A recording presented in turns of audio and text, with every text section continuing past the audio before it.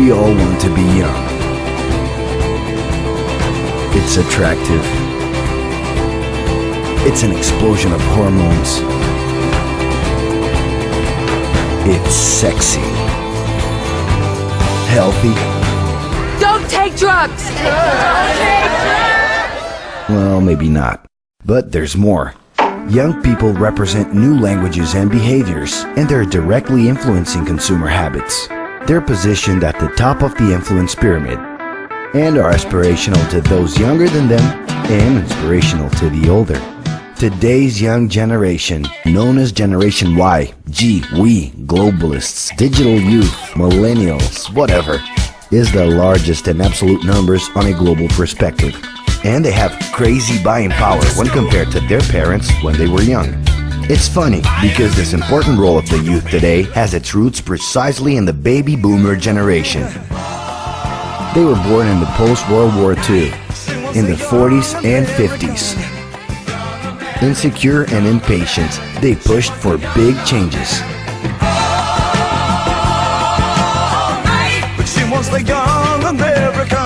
They were the first generation to conquer the right to be young, inventing what came to be known as the youth lifestyle.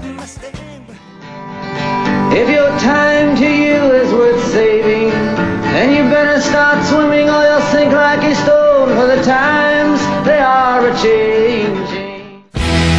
They were handed the keys to the house and the freedom to come and go. They took over the academic centers, big festivals, and streets. Because of this, they were nicknamed Liberated Youth. From the outside, it seemed they were a little nutty, but the talk of peace, love, free sex, and flower power stayed influencing behavior till today. And actually, all of that must have been pretty fun. And speaking of fun, we can't forget about Generation X. Born in the 60s and 70s, they enjoyed the rights conquered by the baby boomers, living a guilt-free search for pleasure. Life moves pretty fast. If you don't stop and look around once in a while, you could miss it. Uneasy and enthusiastic, they pushed for new major changes. Inside their houses, they're the bosses of their bedrooms and have taken control of their individualities.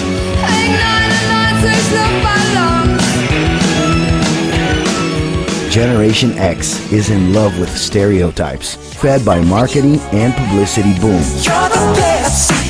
As much as in the corporate universe as in entertainment, Generation X is remembered as the competitive youth.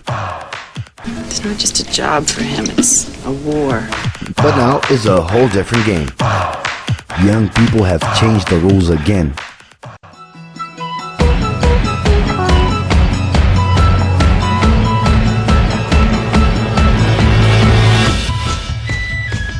Known as the first global youth, millennials not only have the keys to their house and their domain, they have also taken over the world. Yeah, full access to it.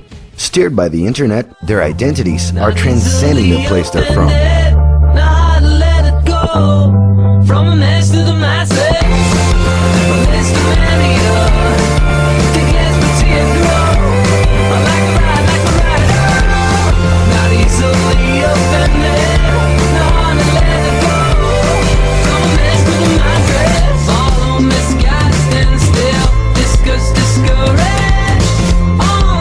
This isn't happening by pure coincidence. Globalized consumerism promotes aesthetic and behavioral connections with other youth around the world. The internet is allowing personal content to gain stratospheric dimensions, where everything can be remixed. Whoa, that's a full rainbow. All the way. Double rainbow. Oh my God.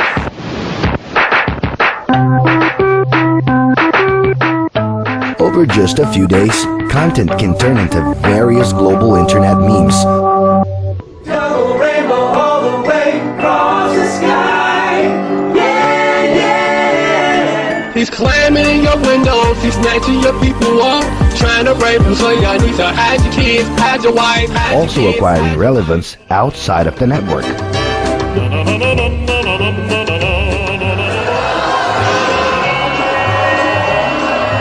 Obviously, all of this has consequences. The excess of information and possibilities is causing this young generation to have general chronic anxiety.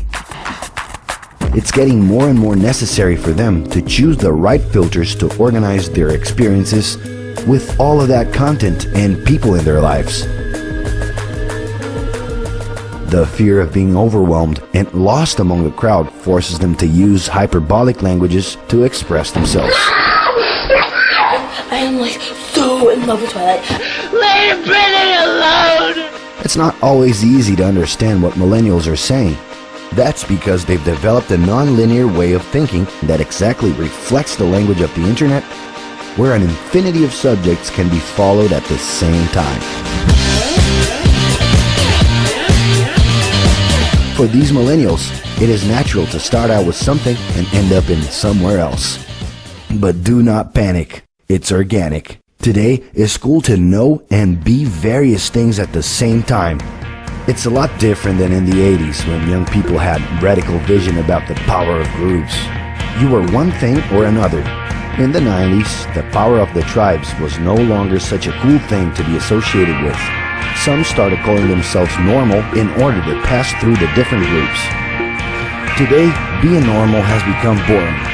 And in spite of neutralizing differences, it is cool to express them. Una, dos, pizza. All the single ladies, all the single ladies, all the single ladies, all the single ladies, all the single ladies, all the single ladies, all the single ladies. It is possible to be a surfer, DJ, rocker, nerd, cinephile, designer at the same time. We're talking about the most plural youth generation in history. It is a plurality which guarantees that the young can simultaneously recognize themselves even with their personal differences. Their new extended social network has resulted in a bigger number of short-term style personal relationships.